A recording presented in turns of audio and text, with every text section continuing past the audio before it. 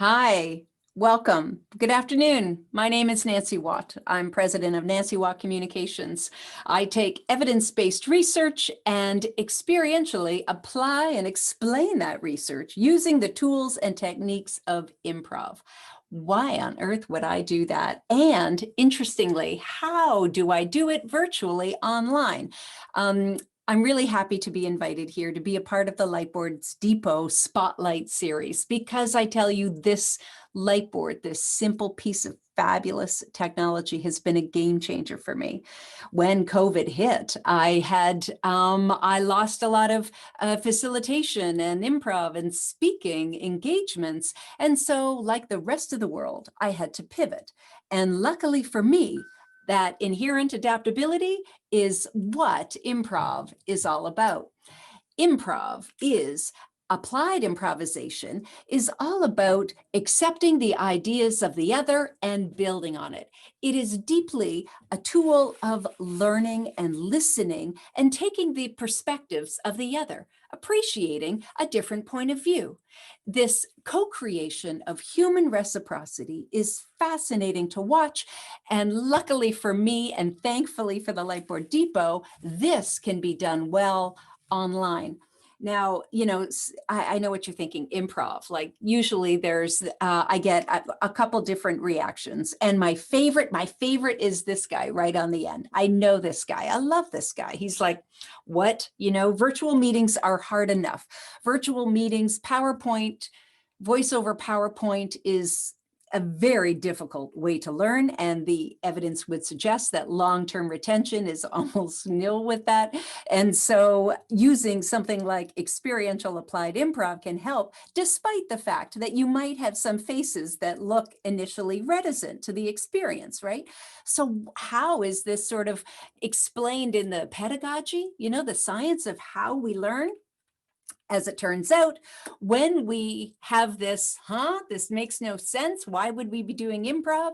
But then we actually do it, and we have a human experience of connection and laughter and that camaraderie that builds an aha moment. Victor Borge once said, the shortest distance between two people is laughter.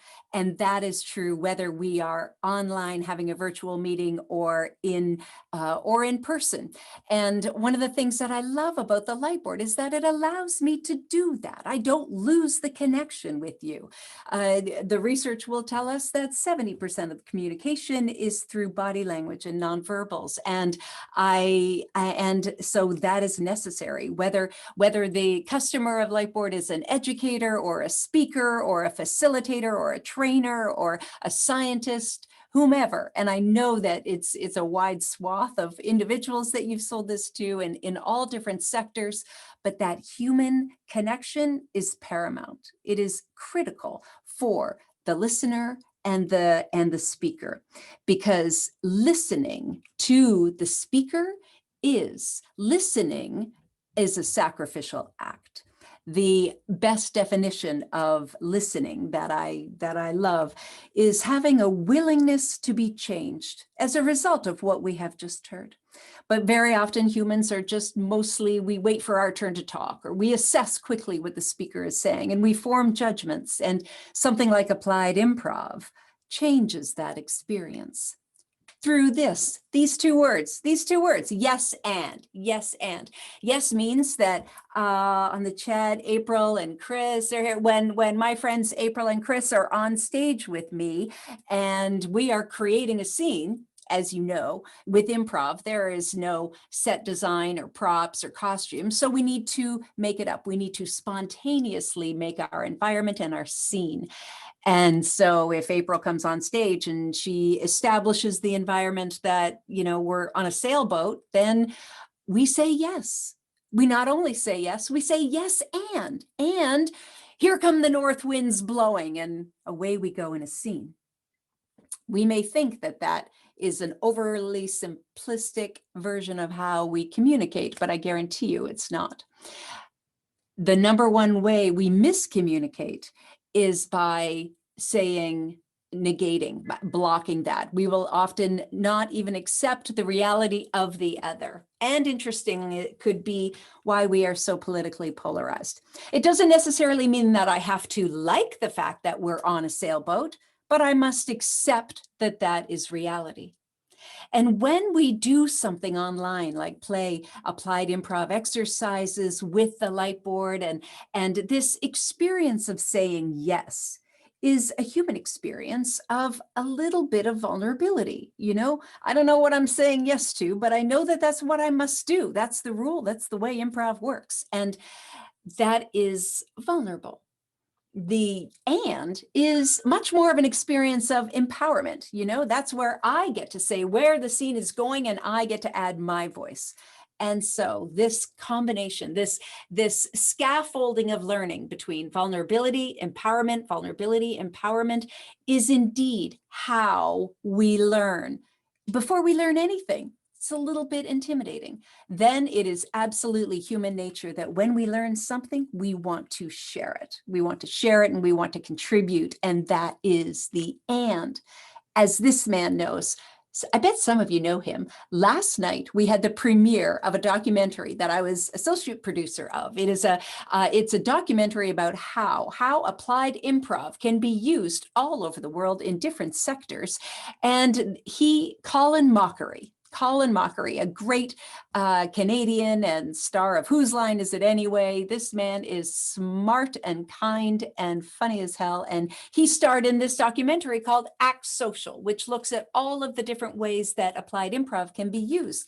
And thankfully for him and for me and for us, it is being used well online thanks to the use of something like a LightBoard. So I'm just going to go into this for a minute because when you're talking about organizational psychology, you have to have a 2x2. I don't know, they love to speak in quadrants. So this is one for improv. When we have a high yes, that means that we are accepting of the reality, whether it is a change in budget, whether it is a global pandemic, whether it is virtual meetings, it is the acceptance of what is. Albert Einstein once famously said, man should look at what is, not at what he wants there to be. That is the yes is synonymous with acceptance.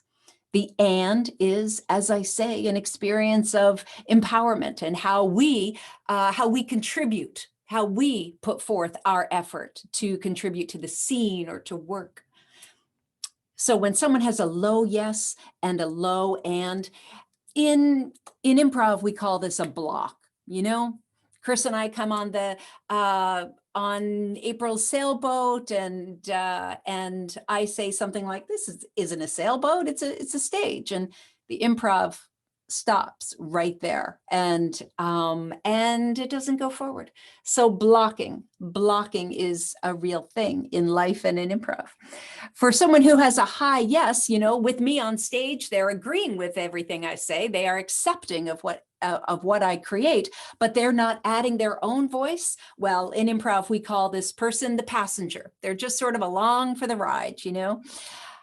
For someone who has a high and but a low yes, this individual fascinates me. This individual we call the driver. This individual shows up and needs to, he or she shows up in two different ways. This individual can sort of dominate the scene and you know, keep adding to the scene, and the rest of the players are trying their very best to yes and support him as best they can. Or this individual can be overwhelmed with the anxiety of the scene work and can have an overdeveloped responsibility, and they don't really show their true voice, which is fascinating and substantiated in some research. So to generate ideas, to create, to offer an opportunity to play and learn a little differently and come up with fantastic innovation and brainstorming sessions, it is the combination of yes and. And this is substantiated in a lot of the research. And this woman, this academic rock star. This is Amy Edmondson. Dr. Edmondson, the Novaris Chair of Harvard Business School. She has developed a concept called psychological safety. She has added to an already established body of research around psychological safety, but she really made waves when Google, in a large project called Project Aristotle, understood that their best teams, and they did this massive organizational study, that their best teams had five traits, number one of which was this psychological safety. And psychological safety parallels an improv ensemble. Where we had a blocker, if you recall, when we had a low yes and a low and, Amy Edmondson talks about this individual being in the apathy zone, and her psychological safety is defined as such that when I am on a team, I don't find that team safe for interpersonal risk-taking. You know, it's not, I don't believe that I can say that I made a mistake without judgment and recrimination and punishment. It's just not psychologically safe. Is Amy Edmondson's performance pressure. This talks about how much accountability I hold to get the work done, how much pressure, performance pressure I put on myself to make sure that the job is done and done well. You know, that is the and, if you will. So where we have a low psychological safety in our teams and low performance pressure, Amy Edmondson talks about someone residing in the apathy zone, which is an awful place to drop anchor. The comfort zone is akin to being a passenger on an improv stage, you know, where we like and trust the people with whom we work, but we know we are not putting out as much effort as we perhaps should. You know, interestingly, a lot of individuals through this global pandemic seem to be stuck in it's hard to put forth our best effort, and that is understandable. A lot of management and leaders are feeling that themselves and understanding that. Interestingly, a way that we can pull our workers out of the comfort zone and make them contribute more is to understand the purpose and meaning of their work. Not just why we do what we do, not just what we do, but why we do what we do. It is important. May we all understand that it is never about the job, it is always about the nature of the work. Where we had that driver in improv, in psychological safety, Amy Edmondson talks about someone residing in the anxiety zone. And she talks about the fact that, she worries about this and she wishes more organizations would worry about too. This is the individual we're not hearing from. And we definitely do not hear from this individual in voice over PowerPoint. This is the individual who never turns on their video. This is the individual that we do not hear from in chat. We don't really have a good idea how they're doing. And perhaps we should, because there is a lot of, for someone who often lives and works in the anxiety zone, they put a lot of pressure on themselves to make sure that the job is done. And yet they're not feeling the psychological safety with their teammates. And this is absolutely compounded by the fact that we live in virtual meetings, but there's many other important variables that we need to look at too. Interestingly, the individual in the anxiety zone comes from a good place. They have an overdeveloped sense of responsibility, but don't feel safe enough. And so Amy Edmondson talks about, in order to build psychological safety, and why I love the LightBoard and how we can build psychological safety much more effectively as we go forth with our teams and develop products and do the work that we need to do, is such that we don't lose the human connection, and how we are able to learn together, we grow together. And Amy Edmondson talks a lot about that. There are some practical things we can do. When we have something like the LightBoard, we can use it as a tool to ask more questions, to be so much more interactive. We know the educators are telling us that the chat lights up and people are much more adaptable, and they're willing to share we get more data, we get more information, the more that we build that camaraderie together. And Amy Edmondson talks about the importance of asking questions. Asking questions really pulls our coworkers out of the comfort zone as well. She talks about the fact that in order to have a learning culture, a learning organization, it is really important to make clear to the team that we have never been here before and that we need all hands on deck, all hands on tech. And indeed, that is true. This unprecedented time that we're living through is absolutely being a game changer for many organizations and for many individuals. Some are doing well and some are not. And it behooves us to understand why they are not, and how we can help. Interestingly, another thing that Amy Edmondson talks about with the learning in the learning zone, to build that, to cultivate that, is for our managers to admit their fallibility, to make sure that because we need everybody, because we've never been here before and all hands on deck, that he or she can take a report and say, could you take a look at this? I need another set of eyes on it. I might have missed something, to make sure that we have that level playing field, that we are all in this together, because indeed we are. Indeed we are. We have an adaptability and a responsibility to understand how we are being affected there. This adaptability quotient is the new social science metric that is coming, and has in this validated and reliable social science metric a lot of the research of psychological safety. And we know, you might have heard of this before. We all know IQ and EQ, since it was developed at Yale 25 years ago, over 25 now. It has been well established in our learning organizations and development leadership workshops and things, but now AQ, adaptability quotient. As a skill, adaptability has gone from interesting to important, and 2020 is a case in point.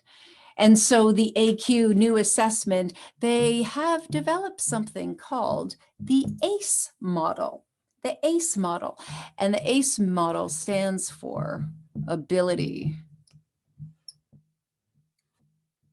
character, and environment. And so quickly, a real quick snapshot of this is that our ability to adapt is how and to what extent we are able to adapt. And in that valid, and in the body of research under our ability, we look at things like grit and resiliency, mindset, mental flexibility, that to be able to hold two opposing concepts or ideas at the same time in equal balance. Difficult to do and vitally important. Unlearning, how we understand and can appreciate that the framework of learning that has served us well in the past is not going to serve us in the future. And so our willingness and ability to unlearn what we must unlearn before we relearn what is new. Character talks about who is more likely to adapt than others. And what I love about this is the study of hope, the science of hope. Turns out people who have a higher level of hope are able to manage their adaptability in a more constructive and very practical way. Turns out people who have a high level of hope are able to foresee the obstacles and the speed bumps down the road. They're able to recognize them, foresee them, and consequently manage them better. They look for more things that could go wrong and are able to be more adaptable. And then there's motivation style and character style and emotional range, all sorts of interesting research that goes into who adapts. And then environment, a lot of what we talked about with our teams in psychological safety and the company support and the team support, and how well we are managing our own stress, which is a whole other workshop. but an important one. So a lot of people feel, despite going through what our world is struggling with in this global pandemic, a lot of people find that online virtual meetings are challenging. Totally understandable. This LightBoard has been a game changer because, as it turns out, human connection can still happen. It still happens. And when we play and when we co-create and when we have that experience of human reciprocity with the aid of things like applied improv, good social science, and a little bit of technical help, it is a game changer. It will help our organizations, it will help our teams, it will really help our students. And so I am grateful. I am grateful to be with you here today. I'm really grateful that for this product and the development and how it has helped me adapt and pivot and move forward, because the times there, I look forward to when I can meet in public again, or in real life again, and change will continue to happen.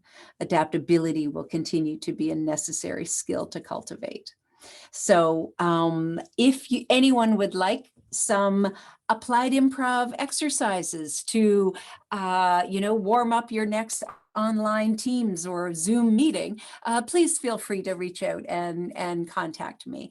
And I appreciate this opportunity to share with you, and I look forward to seeing many more LightBoards out there in Teams or Zoom meetings soon. Thanks again.